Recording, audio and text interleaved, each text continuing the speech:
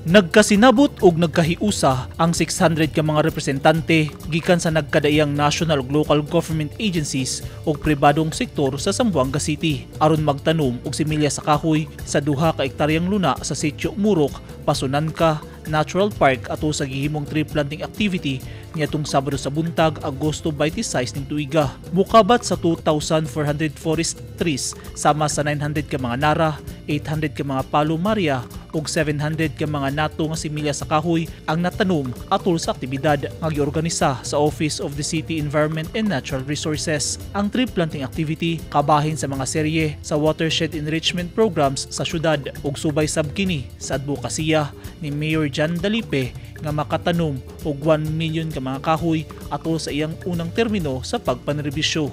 Gipasalamatan ni Mayor Dalipe ang tanang partisipante sa pagpaningkamot sa pagpatunhay sa environmental protection o preservation program sa syudad. Gipasalig sa mayor nga ipadayon ang tree planting program aron makabot ang iyang tinguha. Misalmot sab sa aktibidad ang Joint Task Force Zamboanga ug City Department Heads. Eugene Hinutan, Newsline Philippines. Stay safe.